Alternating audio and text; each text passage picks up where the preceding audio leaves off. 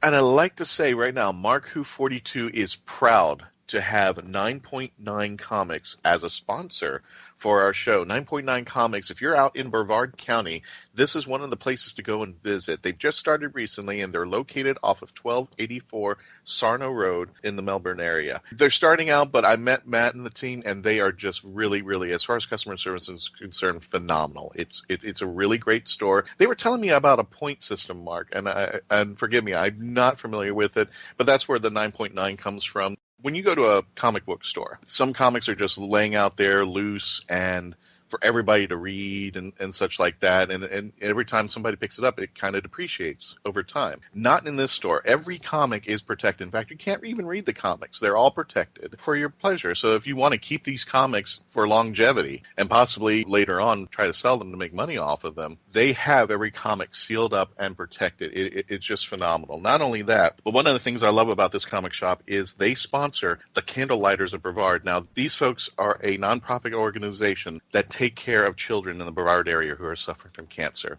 So if you want more information on them, go to www.candlelightersofbrevard.org if you want more information about the charity that they sponsor, and definitely go on their Facebook site at 9.9 Comics. Can't miss it. Matt and the team are wonderful. Go visit them out there and tell them that Mark Who 42 sent you. Hi, I'm Nicola Bryant. I played Purple Gillian Brown in Doctor Who, and you're listening to Mark Who 42.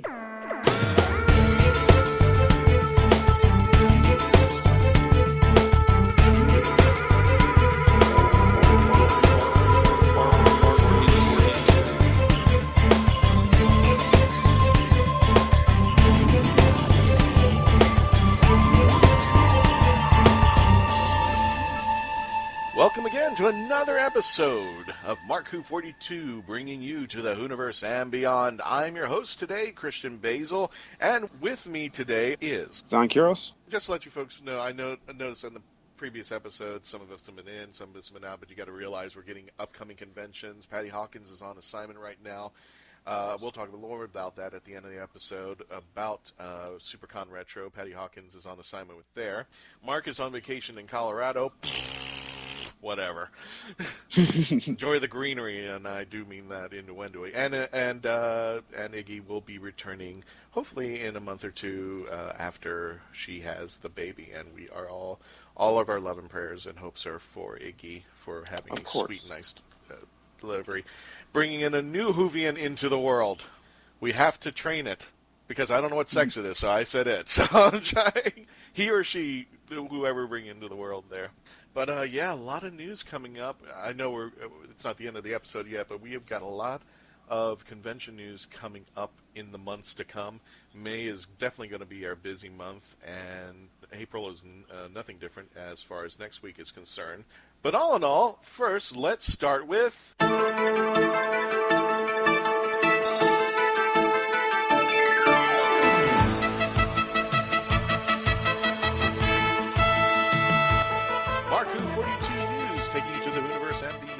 Brought to you by myself and Zion. So we're gonna team up on the news today, and this segment of the news has been brought to you by iHeartRadio. As you've probably known in the last two episodes, yes, we've just become part of the iHeart family of podcasts. If you haven't downloaded it yet, you can go to your Google Store or wherever you download your favorite apps. Download the iHeart app. Do a search either for Mark Who 42 or Doctor Who podcast, and you will find us, and definitely make us your favorite as we update episodes coming from the Whoniverse and beyond. But let's not stop there. I'm really excited about that, actually, that we're part of iHeart. I never actually dreamed that anything I would be a part of would wake up and go, oh, by the way, you're part of this. I'm like... Yeah, that's really awesome. It is. So I actually walk around my friends and said, do you know anybody who works for iHeart? You go, no. And I go, you do now. And then I pull out my phone and go, hey, look at that. That's us there. But it's just something, it hasn't even kicked in yet. Even 2 weeks into it, it hasn't kicked in yet. How does it feel to be part of iHeart? Not only that, Mark Who 42. How do you feel about that, Zion? Yeah, I feel great about it. The name that comes with iHeart is that if you're in tangent with iHeart, people are more bound to listen to you. So this is definitely a real step in the right direction. I'm definitely proud that Mark Who 42 is not part of the iHeart family. And as we continue to grow and get new audiences.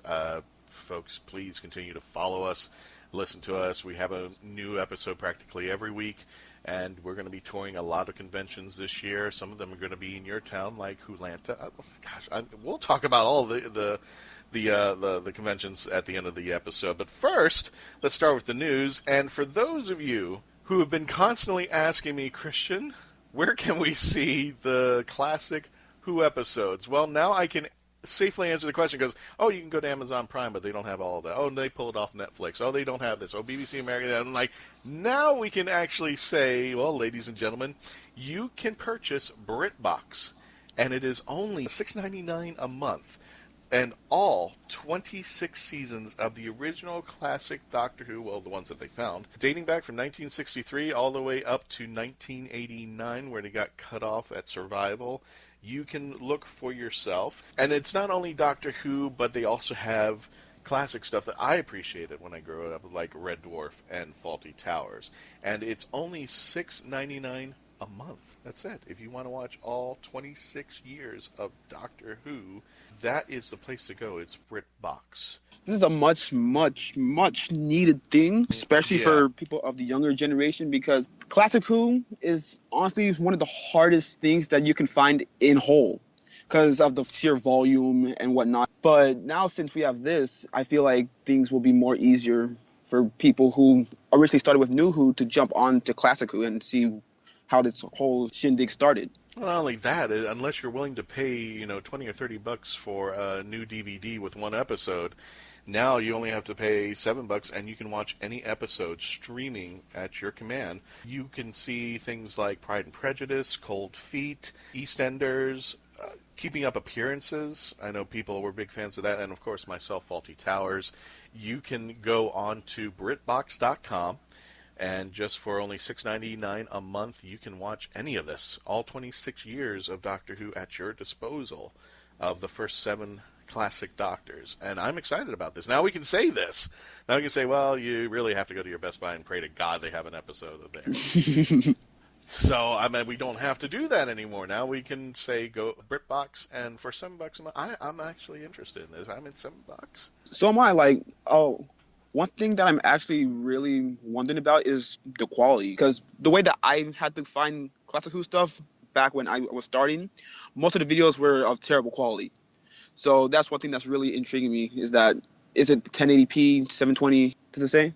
Not offhand, but if anybody wants more information about it, you can just simply go to BritBox.com, and you'll be able to pull up the streaming and purchase it there. But it doesn't matter to me. I'm hoping that they have all the classic Who that I want to see. I'm assuming it's going to be in good quality, or in the best quality that they can put out there. Each way it is better than nothing. Than nothing at all. Or, like I said, waiting and praying, or going to Amazon and just hoping that somebody has that stray episode, or waiting for this guy in Nigeria to put out another. Oh, by the way, I have this one too. All the conspiracy theorists going, okay, well, Stephen Moffat's probably holding this guy hostage. But now, yes, ladies and gentlemen, and we will let people know from now on, you can go to BritBox.com and just purchase live streaming of Doctor Who episodes. Now, the next news article we got is the one that is kind of just odd if you've been paying attention to paying attention to the social media. Now, ladies and gentlemen, before we proceed and go into this discussion, depending on we're going to go ahead regardless and put up the spoiler alert. So, Mark, can you kick that up for us, please?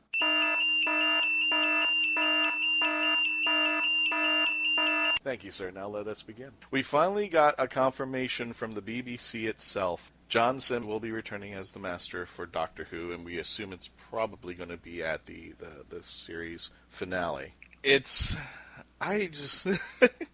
Here's my question. When it first came out, it came out as an article from The Sun. Right. And then right after which, it came out as an article from BBC. And there were some little tizzies about it being a spoiler. Now, here's my question. I'll probably bring this up over when we're in Miami. If the BBC announces it, is it considered a spoiler? Yes. Do you think so? Yes, I do. Especially if it's something of this magnitude. Uh-huh. It's something along the lines of Next Generation. Like, if Next Generation was in 2017, right? Yeah. And the Best of Both Worlds ending was shown or spoiled before season 3 even came out. It would lose all of its value because people already know what's going to happen. Like, let's say that no one knew about Johnson's master coming back, right? Yeah. This would probably go down as one of the biggest things to happen since Rose coming back in Journey's End. Okay, but if the BBC had put it out there, I mean, because The Sun put it out, and the BBC could just have said nothing. You know, oh, okay, well, that's The Sun. I don't know what they're talking about. But they went ahead and piggybacked it right behind, and I think we're having a spoiler countdown, if I'm not mistaken, going on. But it's getting to that point. Now, I know what you're saying, if it's a critical point, because we could have said, like, at the end of that one episode with Leonard Nimoy, Denise Crosby came back. Right. And all we did here was that we said that John Sims was going to be back and he's playing the Master. From that point on, we don't have any plot points. We don't have anything concrete as far as why he's coming back. And I actually have a bit of a theory that we're finally going to see the Master Missy transition. That's why I think he's coming back. I feel that as well, but one thing that I'm really wondering about what they're going to do with this is that if you notice through New Who and whatnot, that you get certain snippets and certain pictures of the old Doctors, but we almost rarely never see any snippets of the old Masters. That's true. You see no Roger Delgado, you see no David Ainley, you see none of them. And I feel like for new fans of New Who, I feel like the Master is a certain of an incomplete character unless you let them know that there was this before this, like how they do with the Doctor. It's a possibility. I mean, I've also heard rumors that, you know, if we had a multi-Doctor episode taking on the Master, why not have a multi-Master taking on the Doctor?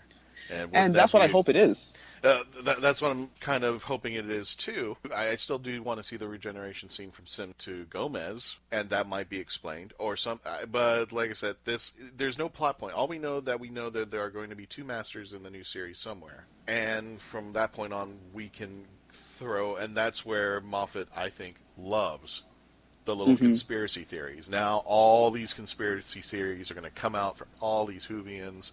They're going to come out with their own, and I'm coming out with a few. Like I said, there might be a multi-Master versus one Doctor, where it's always been kind of the reverse in other stories for like Big Finish and the 5 Doctors. And we might get to see the regeneration scene, because we never did see the Sims regeneration. And this is the final season of Stephen Moffat, so if we know Moffat, he's going to go out on a big bang. Right. And I saw some articles, too, where they said that the ending of this series will be jaw-dropping. And especially with the oncoming regeneration of Peter Capaldi into whoever at this moment. Yeah, this is going to be monumental. I'm a piggyback off of that. And if you remember in Dark Water, Missy's first words were, "Did you ever think that I would get back?" or something along those lines, right? Right. And still till this point, those words have no context. And that plus there's no John Sim regeneration scene, I'm pretty sure that this episode coming in is going to fill in that hole. I've been telling people I'll believe it when I see it, and at this point, if news articles come out, that's fine. I'm a spoiler guy. You can tell me things, and I will still watch the episode and still enjoy it to its extent. I know people want to see it fresh, and this is something that people would probably, who don't want to be spoilered, going, no, I don't want this. This is a spoiler. The stories, and it's hard for that to happen in the social media world. There's no way that somebody's not going to go, oh, okay, well, we found out something and mention something because they want clicks on their website, or they want to get attention to their media. They're going to say something or come up with speculation, or even probably say something that's off base, and some of the times they get it right. But I think those 2 plot points will probably come to its fruition. We're going to have a regeneration scene. We're going to have a multi-Master fight with the Doctor, which will be a first that I can think of. Which is something that I've been waiting for a real long time to see. What, multi-Master against one Doctor? Yes, I've been waiting to see that just to see how the Doctor would deal with said situation. Right. Because, again, the Master is arguably, minus the Doctor, the most dangerous man / woman in the universe. But to have 2 of them in the same spot going against you is like something he's never really dealt with before. That's true. So that's something that really interests me. I don't know what to say about it. I think, and I'm trying not to speak for Patty, but I think I think Patty has said in the past that he just lets it happen. He doesn't really, if he sees an article, he just goes, oh, okay, fine. I want to see it in its fruition. I want to see it come to its play. But going back to what you're saying earlier, you think that this is a spoiler. Yes. Even though it's a casting spoiler and doesn't reflect anything story-wise. We just know he's coming back. Right. As far as me defining spoilers, right? Because, again, I'm going to pick back off of TNG. Mm-hmm. If I knew that Picard turned to Locutus, a Borg, before I saw it, or even before I even knew about season 3, yeah, it would lose all its meaning for me. It would just turn to another episode. Well, since I'm one of the few people who of this time who've actually got blown away by that revelation, it holds a special place in my heart because I never saw it coming. But what about something that we know, we know Capaldi is regenerating for the Christmas special. Right, but we don't know who. Right, but we know that it's happened. What if we just didn't say anything? What if we never even said anything about the Christmas special except the storyline, and then it just happened right onto TV? Okay, in terms of spoilerage, it's not really a spoiler if you want to put it in that way, but it keeps all of the meaning of the episode. When it comes to spoilers, I count feelings of episodes as spoilers more than actual plot points. Because you learn about plot points, you create it on Wikipedia and whatnot, blah, blah, blah. But you as a person feeling a certain episode and getting these feelings that you never saw coming is something that you can't really replace, and it's something that I actually really cherish. But that's what I'm saying. If we never said anything about Capaldi regenerating, if he just had it happen, right, and we had no lead up, because right now I think that's generating the excitement as far as the audience is. I think it's part of a marketing ploy to say, hey, he's going to regenerate. So for people who kind of left the series because they weren't happy with Capaldi, they might be going, oh, okay, we'll come back. We want to see all this. And we might even be intrigued to see the previous series to see how it happens. Or I should say the new series to see how it happens. And then come Christmas, everybody gets their new doctor. Some of us are not going to be happy. Some of us are going to be happy that he's gone and they're going to get something new. Some of us are just going to be along for the ride because we want to be part of whatever happens. This is our doctor, no matter what, from beginning to end. But what if we just didn't say anything? I don't know if they made the announcement back when the first regeneration took place. So what if we never said anything about the Christmas episode that he was regenerating? What if we just popped in there and said a new doctor? Because we know it's going to happen. Right. But does that make it a spoiler? Does that throw people off? Should people know ahead of time that he's regenerating, or should we just put in a new actor right then and there and just not say anything about it? Well, regenerations is a real touchy thing in terms of spoilage, because we know it's coming. It's inevitable. But it's just a matter of when. Right. This whole master thing, no one knew that this was coming, right? And I'm assuming that the master stuff is going to be the main plot point of the episode. But couldn't bringing back John Sims just be the same as the regeneration? Because the only way we knew about the regeneration is they told us. And the only way we knew about John Sims is because we found out. Now, there's nothing plot-centric about either one of them because we don't know how he changes. We don't know how it happens, when it happens, why it happens. And the same thing with John Sims. We know his master's coming back. But as far as we know, he might not even meet Missy. This might be a flashback. This might be, a glitch in time where he just shows up at some point in the thing and may never even be a multi-master battle. I would think that Moffat would be mistaken in not doing it, but we still don't know what his role is. We just know he's there. Right. If somebody come out and said, oh, yeah, it's going to be Missy and the Master, they're going to fight it out, and they're going to cause the regeneration. It's going to be the final blow to... If somebody had said something like that, then I would consider that the spoiler. Then that would be, okay, that's way too much. I mean, now you're telling me the whole episode now. There's no point into it. I'll still watch the damn thing. It's Doctor Who. But, I mean, yeah, that impact that I would have had at the moment, whatever happened, take place, that would have been lost because now, I know it. As funny as it sounds, I mentioned in the previous episodes, if there's a movie out there that I'm kind of twinged on, like let's say I don't know if I want to spend money on it, if this is going to be a Netflix thing or something like that, I'm kind of selfish. I will, after the day after, normally Wikipedia puts the plot out, and I'll go in there and read the plot. Well, that's just me. And I said, well, if it sounds corny or it sounds stupid or it doesn't, if it sounds, I'm not going to spend money on it. I'm just going to like, but if it sounds, oh wow, that sounds really good. Now I really want to see this. Then I'll go out and see the movie. Okay. That's just me. I don't know. What do you think about that? In terms of movies, I love going blind. Regardless if I think it's corny or not, I just love going blind.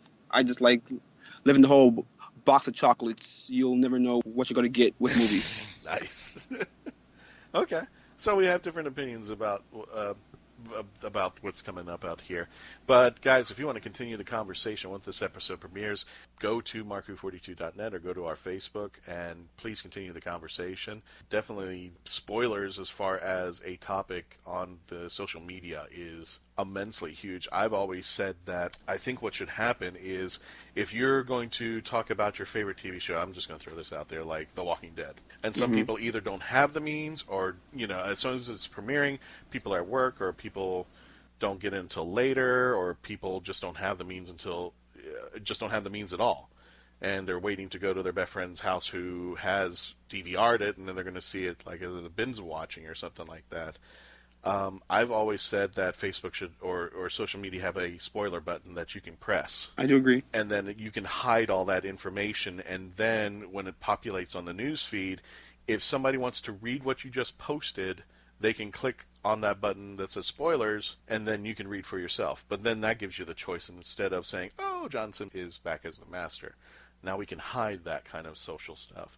That's just my take on it. What do you think about that? When it comes to Facebook, I do agree with you where there should be a block where you don't want spoilers or whatnot. But in terms of actually trying to block the mass volume of spoilers, because let's say that you follow only Doctor Who sites or The Walking Dead fan pages and whatnot, right? Yeah, of course. Everybody's going to, and their mother's going to say something. For a good week or two, your newsfeed is going to be virtually dead because it's going to be straight spoilers throughout the entire thing. Because let's all be honest, with or without the blockage, people are still going to spoil in this day of age. It's impossible to stop it. Yeah, you're right. There's no way. So in terms of people having the option to block things, I agree. But when it comes down to the sheer volume of it, it's pretty much impossible to stop it. Unless you completely go blackout through all of social media and like maybe lock yourself inside a house. Yeah, well, if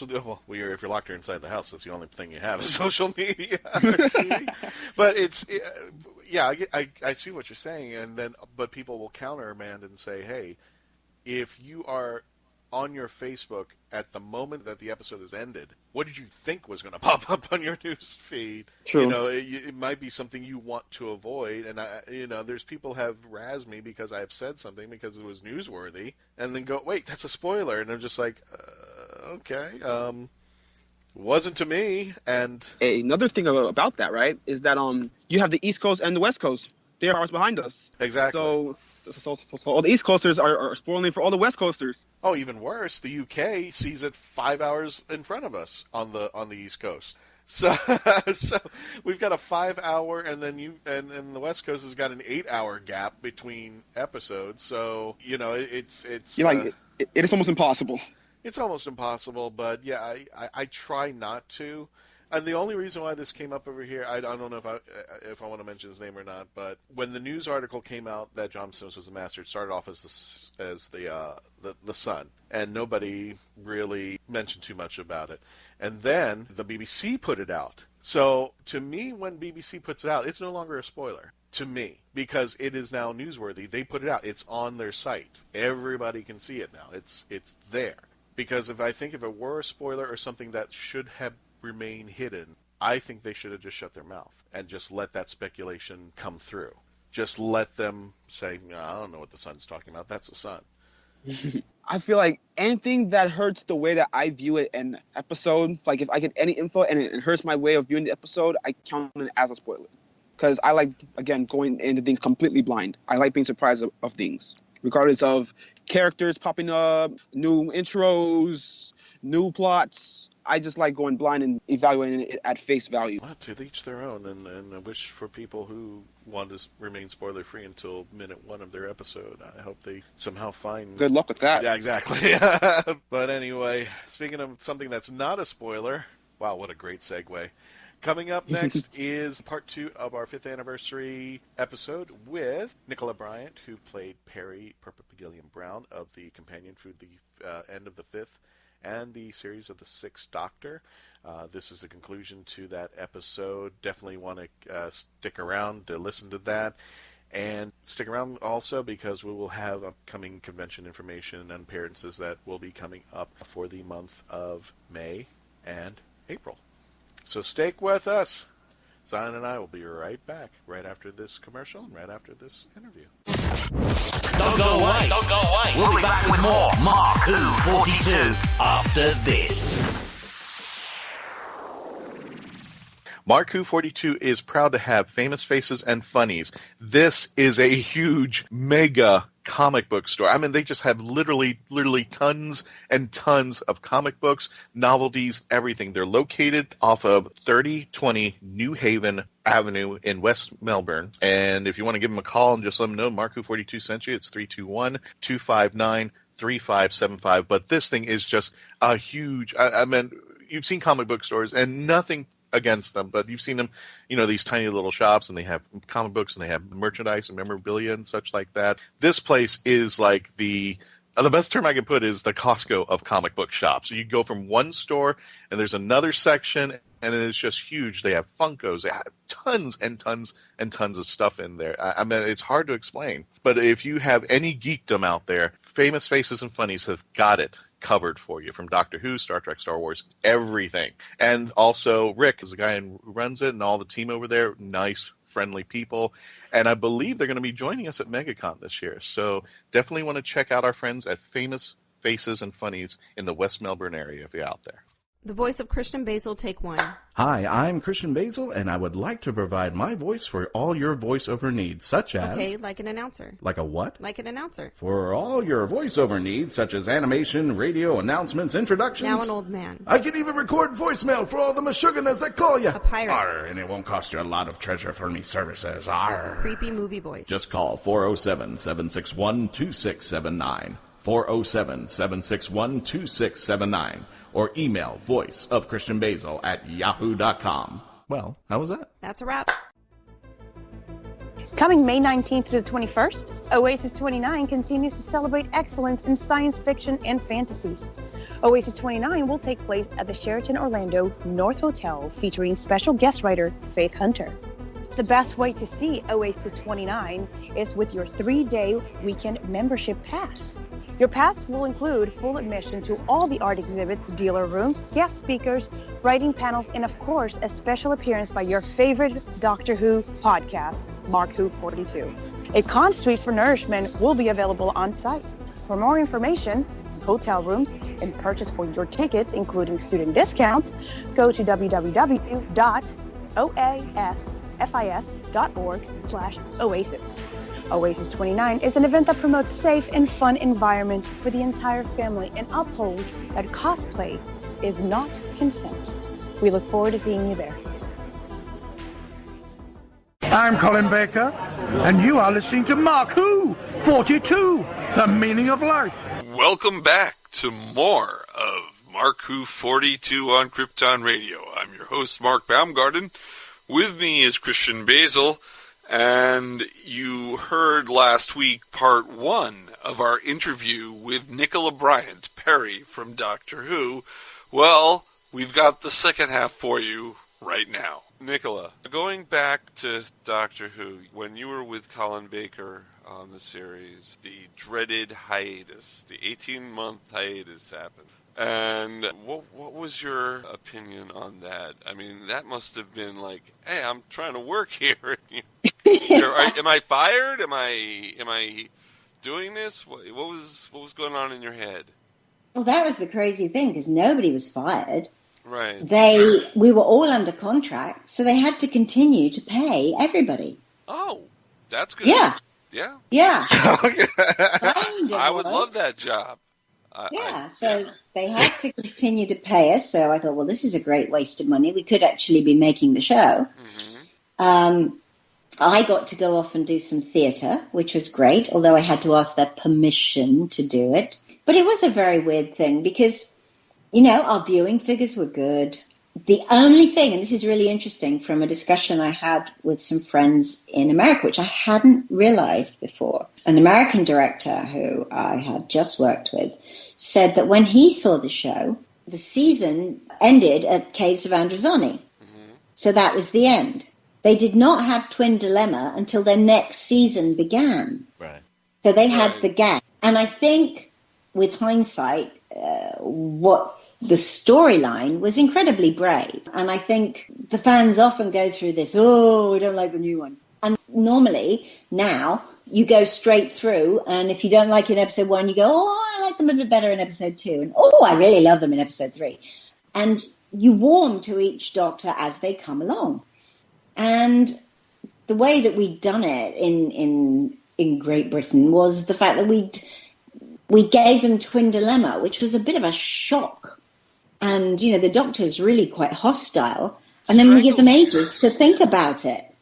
Yeah, and the I think that was bad programming. I think the plot line was great. It was really brave. I do think the idea that the Doctor goes through something as traumatic as regeneration and there's never any problems seems perhaps in itself a little far-fetched. So I thought it was a great idea that he'd gone through this turmoil. He wasn't himself. And in a way, coming straight on the heels of Caves of Androzani, this was kind of payback. The Doctor had saved Peri's life. Now Peri needed to stand by the Doctor and take care of him. And she was this loyal, decent companion. You know, the person you care about gets sick. You don't just walk away. That's right, because people I know have said, why would Peri have stuck around with the Doctor after he's treating her like this? But you're right, you stick by a friend. Yeah. Even if they get sick, you're right. And he had just saved her life. Yeah. And by doing so, that had caused the very regeneration that was giving him problems. Mm-hmm. So knowing that, how could you not? Unless your character was a bit of a sorry.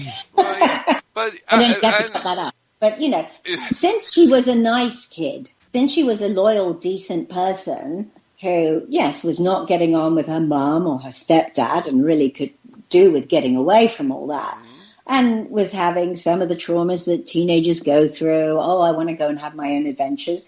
That said, she met these people. The person who saved her from drowning disappears. Right. He's gone. The person she's now traveling with, he dies. I'm in the middle of, I don't know where in terms of time and space. You're having bad luck everywhere. This is not quite the road trip I'd planned. So I don't think, in some respects you could say she didn't have a lot of choice, but she doesn't do it begrudgingly. She's a decent person. She's been brought up to do the right thing, and you stand by your friends. And I do think that because the sort of doctor-companion relationship was slightly different then, albeit that Peter was a young Doctor, he was a kind of father figure to her. Mm-hmm. He, in part of a sort of background that was never written into the script, but he reminded her of her father. So she's going to do the right thing, and she's going to stick by the Doctor. And to me, that just was, I never gave it a second thought, because it seemed like that would be the right thing to do. It's that thing that I know I have friends now whose parents or even partners suffer dementia, Alzheimer's, and you lose the person that you knew. Right. And it's a terrible thing, but you don't abandon them because you remember the person that was there. And that's what you do. You do the right thing. And one of the reasons the BBC gave for putting it on hiatus and reworking was the show violence. And one of the episodes they point out is actually one of my favorite Colin Baker TV episodes, Vengeance on Veros. Before we jump to that episode, I just want to underline this, because that was one of the things that I don't want to say I didn't appreciate Twin Dilemma, but I think that story should have been second one.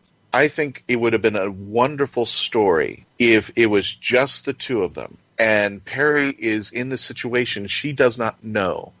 It's scary, it's frightening, but like what you said, I think that relationship should have developed, and maybe they could have met another Time Lord or something, but just those two together. that even though she got strangled, she's getting berated, she's being yelled at, she's called a spy. I mean, all these things.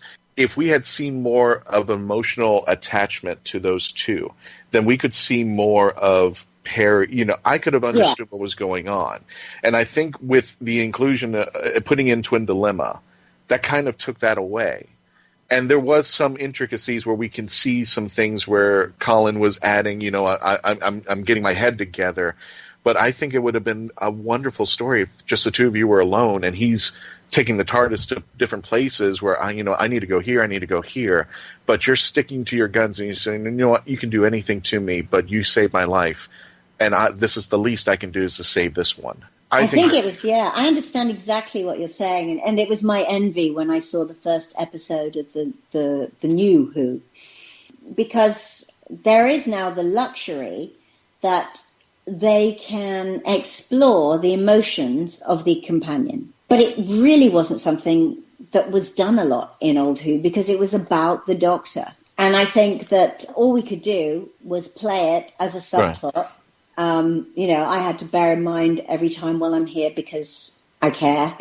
But I may not have the lines to say that. I just hope some people will join the dots, which were always there to be joined. I just think there's a timing issue. I think, as I just mentioned about the fact that Twin Dilemma aired and then there was this big gap and then we came out with our next season. That doesn't seem to be the right thing. Hearing that what happened in America, they had Caves and it finished, great. And then they started the new season. That seems to make so much more sense. And it's what they do now. Yeah. But also, we had this very strange woman called Mary Whitehouse. Who was, you know, a strange character who happened to exist at that time. And Doctor Who was the program that she was fixated on. I don't believe that any of the episodes were particularly more violent than anything else that was on television in the same time slot at that time. I mean, we were opposite the A-Team on the opposing channel. However, if I may point out, if I may point out, on the A-Team, no matter how many times they shot at people or made cars crash and stuff, they never actually killed anyone. They always pointed out when a car crashed into something, you always heard, "You're right? Yeah, I'm okay. Good." And they never actually shot anyone. So no one actually got hurt on the A-Team except when the bad guys shot. Colin Baker in Vengeance on Varos accidentally knocks people into acid baths. But that wasn't his. Yeah, it wasn't his fault. It wasn't intentional. He wasn't pushing him in. It was an accident. It was supposed to be a joke. You know. But the thing is that I think Mary Whitehouse and for a better term, Michael Grade I think they were willing to, you know, they said, I think this show has run its course. I think it's done. I think those, you know. You were talking to two people who hated science fiction. Right, exactly. And like, so and these in are the many people. respects, you were talking to the wrong people. I mean, you just turn on Netflix and you go, how many choices of science fiction programs do I now have? It is absolutely mainstream, whereas at that time it was a target because there wasn't anything else. It was the main, one and only, pretty much, other than Tripods, which came briefly, a science fiction show on television for Great Britain. And I think their attitude was, well, we can do with less of this imaginative, futuristic nonsense. I don't like it. Well, do you know what? I really hate football. But if I was running the channel, I wouldn't get rid of all the football programs for the sake of the people who like football.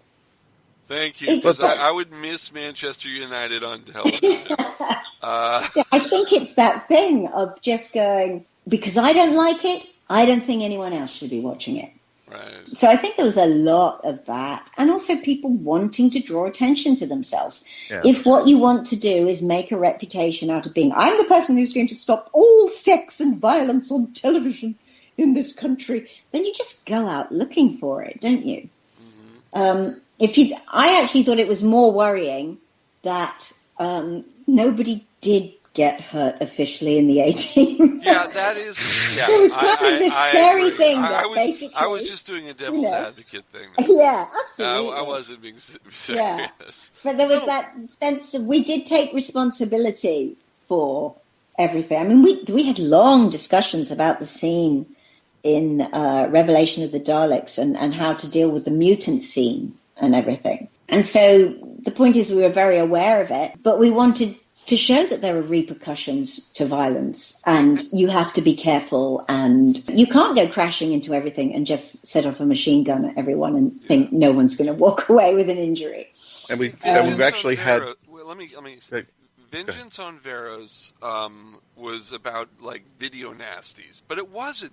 The episode, people said, oh, it's too violent, but you were actually making social commentary on video nasties. You were actually saying this is bad. And think how now I feel as a storyline, it still stands the test of time. Oh, yeah.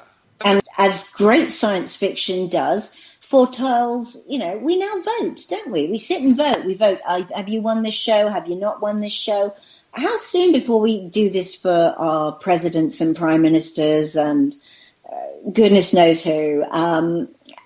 Who knows when the gladiatorial, the gladiatorial response, thumb up, thumb down. It was making social comment. So I think it was actually performing an incredibly important job at the time. Yeah. There are some stories that you look at and you go, okay, that one doesn't really stand the test of time. But so many of them did, because there were some great writers putting some stuff together. What's interesting is not only that cinema, we've had Nabil Shaban, we've had Jason Connery and Colin Baker all on our show say the same thing. It's just like this was the precursor. They were foreshadowing today. Yeah. And nothing, and it was like this was pretty much, this particular episode was a warning call for everybody, and everybody was bashing it because of the message and said, you didn't get the message. And not only that, but for Mary Whitehouse to say now that, we need to tone down the violence. I said, what were you doing the last 20 years the show was on? Well, she because was some of the episodes... She was singing for the 20 years before. But now that I didn't her rise in popularity finally get to the 80s? Or But she was big in the 70s. Philip Hinchcliffe kind of lost his producer job because of the violence that he was putting in and Mary Whitehouse protesting it. And the BBC she was the woman, the go-to woman for violence and sexual content of any kind. But if she'd won, we would still be watching, couples in separate beds with their slippers either side. And one foot always on the ground. Yeah. So progress, if you can call it that, comes in many different forms. And I do think she just did not want things to remotely reflect anything relating to the real world. Kids nowadays... I have a 9-year-old stepson who's very aware of the politics in the world and what is going on and terrorism. And I think we were protecting and understandably protective of children. But I think better to be in a show which has a moral backbone, trying to show you the consequences of actions, than a show that we weren't there just to, hey, let's have some violence. Let's have a shootout. Let's have a car chase and everyone end up in a mess. It did have, and always has done, it's been the thing about the Doctor. What has kept Doctor Who going is who doesn't want to believe in an amazing character who could come and rescue us, not with a starship and guns and threats, not with an army, not with monsters, but this kind of eccentric lunatic who goes, no, I actually want to stand for the voice of reason and right and to protect everybody in the universe and do the right thing each day. And yes, that is probably the most difficult job ever. And that's an amazing character. Everybody'd like to feel they could be rescued from situations they don't want to be in. Well, I think it was a relatable character, too, because for me, when I was growing up watching Doctor Who, I grew up in a world, in my society, where, first of all, Doctor Who was shunned. Everybody made fun of it. And I grew up believing this character because you had your Marvels, you had your DCs, you had all these characters. They had guns, weapons, and everything. Here's a man who walks in either with a floppy hat and scarf, a celery on his lapel, or he's got, a multicolored suit out there. And one of my favorite things about Colin is when he put it in the bad guy's face, he put it in the bad guy's face. It was no nonsense doctor. And this only rivaled to his predecessors because he goes out there, and I love watching Colin take it out on the bad guys. I said, this is your chance, this is everything. And he looks like he's just standing there, one man alone with no weapons, no nothing, but he's already got 3 steps ahead of the bad guy that the bad guy doesn't even know yet. And this is what I loved about the character, because he was smart. And he didn't need any of that. He was already into the game. And what I love about all the companions, that they showed some loyalty, and especially for Peri, and they showed that they understood what I understood about the character. Yeah. The most important man in the universe. Exactly. And that has been why the show has stood the test of time. I just think it was unfortunate, to come back to your very original question about the hiatus, was the timing that Mary Whitehouse wanted to have a go. She wanted to make more of a name for herself. And let's not forget, Michael Grade had some personal grudges, and he hated science fiction, which the 2 shows that he got rid of at the BBC were Strictly, which was the Come Dancing show, and Doctor Who. The 2 biggest BBC shows now. Exactly. Yeah. And all they needed was the money. I mean, Doctor Who had literally had its 1%, whatever it was, budget increase since 1963. And how it actually managed to make a single episode and keep going on such a minuscule budget is an absolute credit to everybody who was involved in the show. I mean, we were asked to go with I don't know if you know this story about the 2 doctors, but you're supposed to be given, when you film abroad, they're supposed to give you like a per diem to pay for your food and drink and stuff. But they said if we wanted that, they couldn't afford to do the filming. So would we mind signing that we wouldn't take that? Oh, okay. Can you imagine now telling the actors, well, we can't afford to do any of these things, and we can't afford this, and we can't afford that, but would you mind just still agreeing to film there? And we were all like, yeah, sure, fine. They said, you won't starve. We will make sure you eat, but we just have to do it under our budget, Mm-hmm. And it was collaboration on absolutely every level that kept that show going, because it wasn't running at a 1980s show budget at all. So I do think that they did so well and so amazingly. And then they just happened to come across a couple of people with grudges who, if you were able to have a sane conversation with either one of them, didn't have anything to back up their particular issues, especially if you were to have them now with that wonderful thing, hindsight. I do think that it's incredibly narrow-minded, even if you are the Director General or whatever of the BBC, to just go, I hate sport, I'm cutting all the sport. I hate quizzes, I'm cutting all the quizzes. I hate cookery, I'm cutting all the cooking shows. To just turn around and go, I'm going to cut the only science fiction program that we have, because I don't like science fiction, just seems madness. If you want to say, okay, I'd like a new science fiction program, or I'd like a revamp of this program because I'm now going to give it a 1980s budget, fantastic. But to just go, I'm just going to get rid of science fiction because I don't like it. Because you know what, science fiction, it's kind of imaginative and creative, and I don't think I'm either one of those things. So that's my opinion. No, you're a wonderful actress. Very, very well. You fooled the world with an accent, and that to me is goal and is just incredible. I mean, it's just like, well, you fooled me. But speaking of fooling me, and I'm just going to say this, I won't go into it any further, but I do have to hold my childhood accountable to this because I did see the Air Zone Solution. If you don't want to go into it, that's fine. I just going, but my childhood took a dive. I won't say much. I won't say anything. I actually enjoyed it, and just seeing that all those doctors were there and you. I know it was great fun for me to have the opportunity to meet John Pertwee and actually sort of work with him as well. And the idea was to be great fun, but for years I found it very difficult to talk about it because basically Bill Baggs had done the dirty on us. Yes. Because we probably heard of that. We all worked for no money and just said, oh, yeah, sure. And then he just kind of, hey, noughts are queer as folk, as we say over here.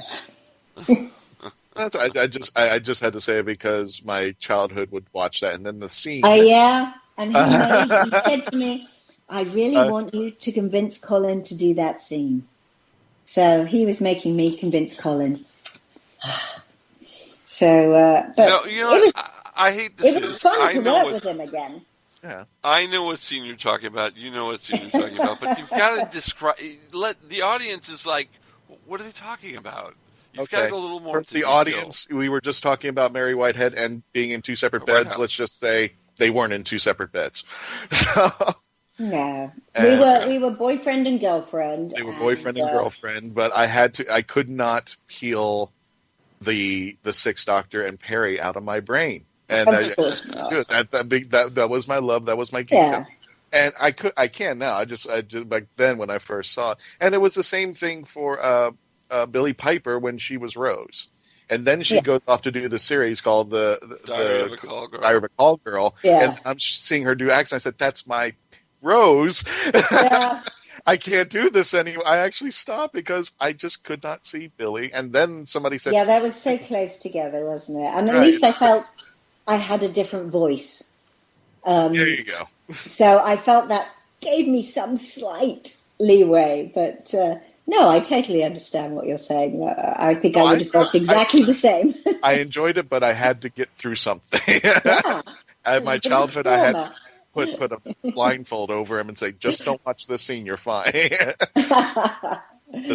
Peri and Six are boyfriend and girlfriend now. Just accept it and just move on. And then, of course, you also did, after you left Doctor Who, and it was, the way... Actually, let's talk about the way you left Doctor Who. Did you want it to stay the death scene, or... What did you think when, at the end of Trial of a Time Lord, they said, oh, you're living with King Arrakis, and you're happy, and you're alive? I mean, because the death scene was so shocking and amazing. It was great acting. And then, they kind of cop out. Yeah. No, I loved the ending, because I went out to lunch with John, and he said... we're going to write this script, and do you have any thoughts or wishes? And I just said, because I went to the studio and I watched Janet Fielding's ending, and hers was just literally just shaking hands and saying goodbye. And I thought, since Peri had been through so much, that would seem really odd. So I said, in proportion to the trauma that she's been through, I think it should be a very dramatic ending. I said, and that's really all I need to say. I think my exact words were, I'd like her to go out with a bang. But I just wanted it to be dramatic rather than, quiet. So I loved the ending. I loved the fact that you thought the Doctor had betrayed her. I loved the shaving of the head. So that was it was shaving. It wasn't a bald cap. It was a bald cap, but yeah. No, I it was a bald cap. I didn't shave, but as far as the audience were concerned, it looked like poor old Peri had her head shaved. So yeah, I loved all of that. I thought it was really dramatic, and I hadn't for one moment placed myself in the position of being an audience member who loved or liked Peri, and how traumatic that would be. From a very selfish perspective, I just wanted the drama of the exit. Mm-hmm. And it did cause quite a few problems. And, the BBC were inundated with complaints. So they just made a change and slipped that bit in. I now pretend that never happened. Yeah, and I go with the Big Finish stories that we've had a chance to make since then. So I feel like The Widow's Assassin answers all of that, And I feel like some of it is brought up in, Peri and the Piscon paradox as well. There's a little element of, hold on, there's two running around here. And I go with that now, because that seems to me to be a much more cohesive ending than the little thing that was tacked on. Definitely. But I would always choose the dramatic thing. Yeah, I mean, I mean, when Adric died, I was like, yay. When you died, it was like, oh my God, what happened? Yay. It was kind of hard. I think John was very aware of that. He was very aware of his audience. And he kind of enjoyed the idea, because he also said it never means that people can't come back. This is a show about time travel. Exactly. But he enjoyed the fact that the audience would be going through that they might feel differently about two companions dying was kind of the exact thing he was thinking, well, hell, this will surprise them. They might think that we'd only kill off a boy. No, we're going to kill off a girl. Whatever it is, they might be very surprised. I think it's a great challenge that the direction, especially Trial of the Time Lord, where it did take its audience for a roller coaster ride. And even today, some of the things emulate into the new series as far as the Valyard. Could the Doctor go bad? Could this actually happen? Which we saw probably in Twin Dilemma, where, he was strangling Peri and all that. Could he actually follow up on that? And could, and Peri being passed, alleged, assuming that Peri had died at that moment, and the Valyard using all that, he knows himself, so he knows where he could punch the Doctor emotionally, that it would hurt him so bad. And why not a companion would have been falsely telling him that your companion died and it's your fault? Yeah. I mean, that is the biggest punch to the gut for the Doctor when a companion goes like that. It's my fault. I've done it. If I hadn't taken you, if I haven't done this, I haven't shown you. And seeing those reactions and watching Colin just go, no way, no. And his speech against the Time Lords, one of the greatest speeches, I think, in Doctor Who, where he just puts it in, and again, that's why I loved Colin's Doctor, where he just puts it in your face and says, listen, you are the bad guy. I'm going to take you down, and I don't care if the only thing I have is a pencil in my pocket. I'm going to find a way to take down the Time Lords and figure this all out. And he has the clout to do it. That's why I think he's such an amazing Doctor. Colin told me when he'd read The Widow's Assassin that he read the first part and he hated it. He was like, my Doctor would never behave like this. And then he read the second part and went, oh, it's so true, it's so right. Because it gives us an answer to the question that so many times people have said to me, so why did the Doctor abandon her then? When he finds out that she's supposedly gone off and married Jacquemus, why doesn't he go and find her? Exactly. Why would he not say, are you all right? What happened? Yeah. I don't remember. It always felt that if you were going to tack that ending on, then you had to go and do the rest of it. By putting that there, you just opened a can of worms. Well, Big Finish was able to, yeah, exactly. Take care of that. Yeah. And then thank God for Big Finish, because we got to see the relationship that I think should have hit the TV, and the progression of the Doctor, because I know Colin wanted to take Six, make him this maniacal thing, and then cool him off later on. Yeah. Which audiences couldn't just catch on real fast, which I was kind of, I was kind of turned off at the very beginning, but then I got to see him, I was one of those who said, this is my Doctor. He's going to get better, and he does.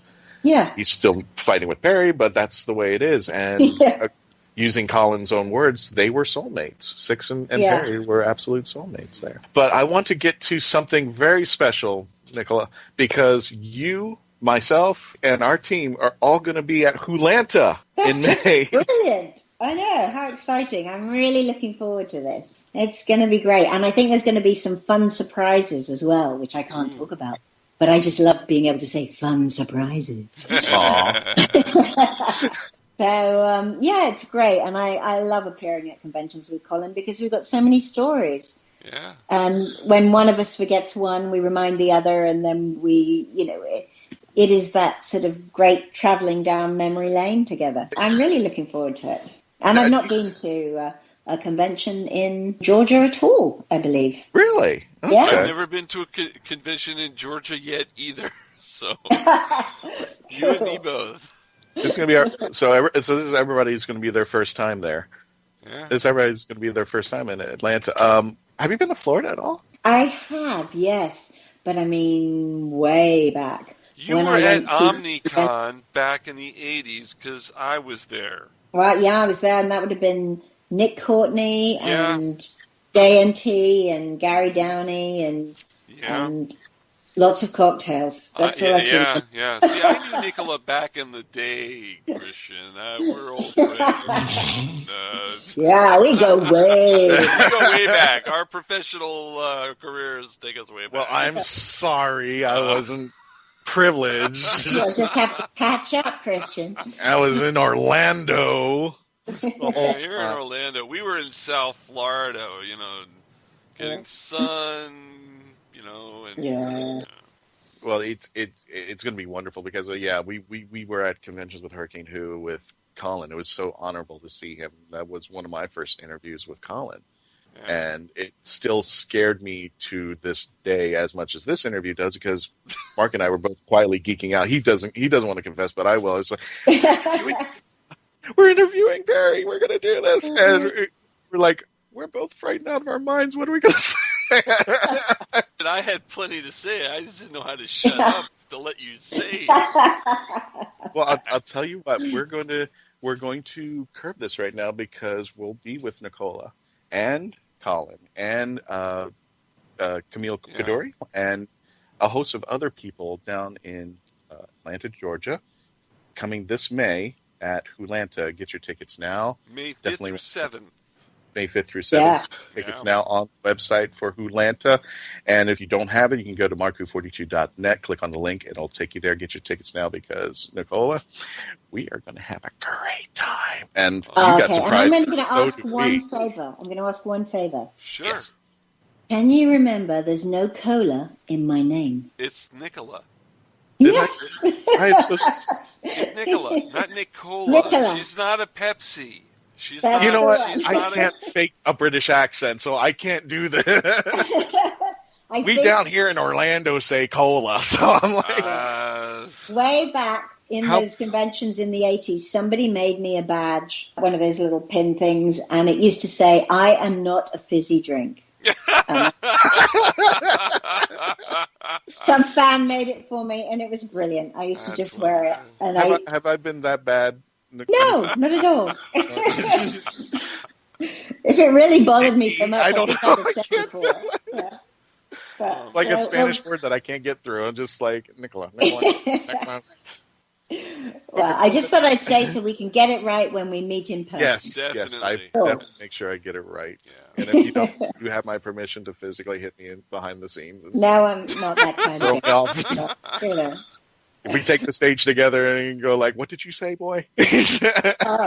No, I'll just point to my badge that isn't there, and you'll know what I mean. I couldn't end this interview without asking this pertinent question. Doctor in distress. Why? Well,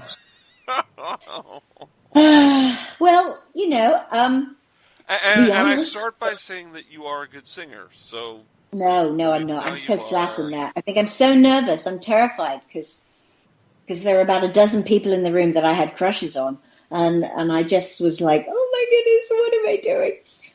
It was the thing that it was completely fan-driven. Mm-hmm. It was a very genuine response from people who wanted to get together and make a song saying, what is going on? So they wanted to put a united front out there as a kind of message to the BBC and to the press in general. Hey, we love this show. Let's make sure we don't lose it. This is a part of our British identity, a part of our childhood. So, yeah, it may not have been the best song, and I wish I hadn't sung it. But, I think you have to take the intention, the spirit of it. Yeah. People went out and bought it because they wanted to say, we support it. Like you buy, singles at Christmas because they're sending money to a great charity. It was about doing what the fans felt was the right thing. And I think that's it, really. I don't think it was any more complicated than that. Yeah. And obviously I couldn't say I'm not going to be involved when I was a part of the show. Right. So, that was it. I had to do it. And we did it in our fabulous 80s clothing. Yeah. So not only do you have to listen to the song, but you have to look at those clothes and you think, gosh, I actually bought those myself. That's terrible. Very colorful. All those shoulder pads, yeah. Very revealing. A lot of your outfits on Doctor Who were very revealing, too. They were. Oh, my God. And I'm going to say this, and don't, I'm not trying to offend you or anything, but I remember where I was looking when Peter Davison regenerated. I know. It's become such a big thing, hasn't it? You and all the fanboys. All right? the fanboys. Yeah. I don't. You know what? Nobody said anything at the time. No one said anything at the time. Well, no, my friends did in America. Okay. Maybe not in England, but we did in America. Yeah. Well, maybe you American boys are different. I don't know. I think we're different here in America. Oh my God! All right, and on that note, we've come to the point of the interview where we give our interviewee a chance to plug upcoming projects that our fans can go out and see you in. Oh, well, that wasn't good timing of me then. You just missed a show which finished on Thursday, and I don't know the next thing other than I would say I have recorded the audio. There's a new science fiction book coming out, which I will plug on Twitter. And there's a new 12th Doctor episode in which I do Peter Capaldi's Doctor. And so I'm reading that story. Oh, wow. I also recorded last year Painkiller, which I'm particularly proud of that work, which is a thriller written by Nev Fountain, and myself and John Banks do the main story. And you can get that on audible.co.uk. And Audible is a great service. You can download audiobooks, and I just want to mention that they're one of our sponsors. If you go to audibletrial.com/Marku42, you can get a free month subscription and a free download for the first month, and then they start charging you after that. You can go and get Painkiller for free now. Yeah, there you go. Remember. Get Painkiller for free. audibletrial.com/Marku42. Nicola, I want to thank you so very much for coming here on Marku42. We cannot wait to see you in 1 month at Wholanta in May. It's going to be great meeting you again. Fantastic. I look forward to it. Thanks for so much fun, guys. All right. Thank you. Well, she is just a lovely. What did you think about that, Zion? She is just a lovely woman. Absolutely. Very lovely. Incredible. And I'm glad that she continued her role as Peri in the Big Finish series. So I'm glad that it has not stopped. And I actually enjoy her more in Big Finish than the actual TV show, to be honest. Oh yeah, some of the. It just doesn't seem that she got her fair shake, and they finally in Big Finish they gave her a chance to shine out and expand on her more and expand on her character. She still could be Peri and work with a really great story. But speaking of series, Zion, can you tell us a little bit about the episodes coming up in Series 10? Oh, yes. So we have the episode list for the first 10 episodes of Series 10. Lots of 10s there. So the first episode is called The Pilot, as we all know. Second is The Smile. Thin Ice, Knock Knock, Oxygen, Extremis, The Pyramid at the End of the World, The Lie of the Land, The Empress of Mars, and The Eaters of Light. Wow. As far as I can tell, The Empress of Mars is, spoiler alert, probably the episode with the female ice warrior. I have no idea. Like, that's another thing that I do like about this, is that these names pretty much don't tell nothing about the story. And surprisingly, that's my little bit of gripe with the classic series, is that when you have episodes like the Sontaran experiment, you're expecting, okay, Sontarans. Then the big Sontaran reveal is not as powerful as it would be if it wasn't named the Sontaran experiment. So as far as I can tell, I don't know which one is the Dalek episode, which I'm perfectly fine with. Okay, so you like the titles because they just don't have Dalek in the title. Otherwise, they're like Daleks in Manhattan. Well, we know it's a Dalek episode. Well, Dalek, it's about Dalek, yeah. Yeah, they say nothing about the plot, and I'm fine with that. Okay. As far as we know so far. Well, definitely don't need a spoiler alert for the upcoming conventions that we've got coming this weekend, starting April 14th through the 16th at the Miami Airport Convention Center. SuperCon Retro. If you want more information and tickets on hand, you can go to Marku42 and click on our link. That'll bring you over. And there is a promo code. I don't know if it's still active or not, but for all of our fans, you can use Retro15 as a promo code. You will save 15% off of your admission tickets for general admission and VIP admission only. So that's our gift to you for this month. Coming next month, starting in May, you've heard us mention this before with Colin Baker, Nicola Bryant, Camille Kaduri, and Jamie Matheson. Timegate presents Hulanta, May 5th through the 7th in Atlanta, Georgia. If you need tickets or further information, of course, again, and all of this from Marku42.net. Now, the ones that aren't on our site as of yet, as they will be approaching, Oasis 29 will be here in Orlando, Florida. It is with special guest Faith Hunter. That will be taking place May 19th through the 21st. The reason why we don't have information yet is because we know the booth should be out there, and we're not sure yet if we're going to be having panels or not. But as it gets closer, we'll provide you more information about Oasis 29. And finally, MegaCon, the big one in Orlando, will be taking place Thursday through Sunday at the end of May, May 25th through the 28th. The showtime and hours are posted at megaconorlando.com. Running Thursday through Sunday, we should be out there with the Marku42 booth and handling panels. Again, this information is not on the Marku42 website yet because things have not been finalized. But if you just want to go ahead and plan out ahead for upcoming conventions, these are the 4 that will be coming up. Definitely want to see you at the Miami Airport Convention Center this weekend. It's going to be huge. It's going to be great. Ingrid Oliver is going to be there. 4 of the 5 team members will be out there. It's just going to be wild. So definitely get your tickets now at Marku42.net. Click on the link. They'll bring you to our page on their site. And as Mark would say it, any news from the Peanut Gallery before we go? That was a long...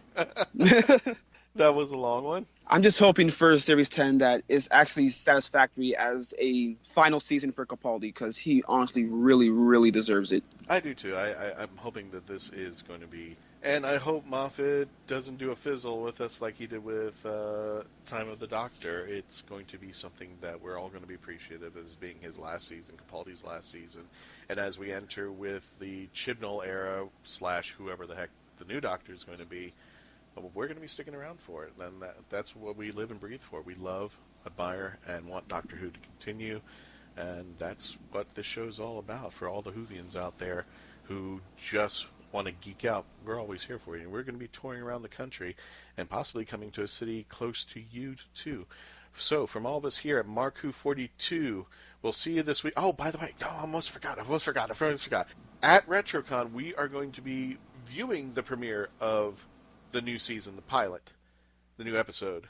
And we're going to be having a panel right after for everybody to geek out with, to talk about what they just saw. So definitely, please come to RetroCon, because we're going to be out there. We're going to have an exciting time. So now, from all of us here at Marku42, keep it safe out there. Keep it real. We'll see you again next episode. And, allons-y. God, that's so lame. Why does he even say it? Never mind. All right, guys. Have a great time. We'll see you out there at the conventions, and we'll see you at the next episode.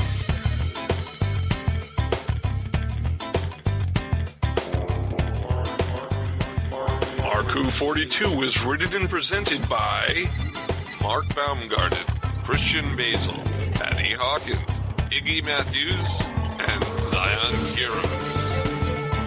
This episode was edited, directed, and produced by Mark Baumgarten and co-produced by Christian Basil. Visit Marku42.net, where you can register and become part of the Hooniverse Army. We can be contacted by email at mark@marku42, subject line, ?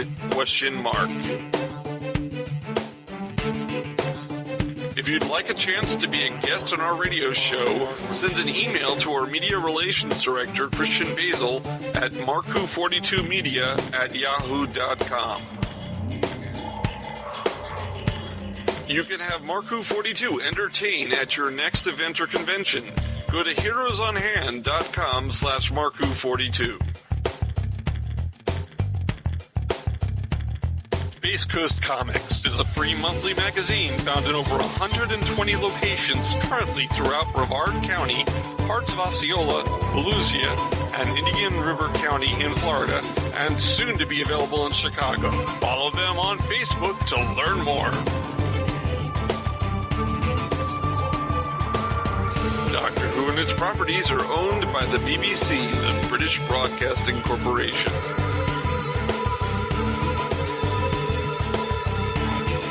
This show is owned and copyrighted by Mark Baumgarten, 2017. This is Krypton Radio.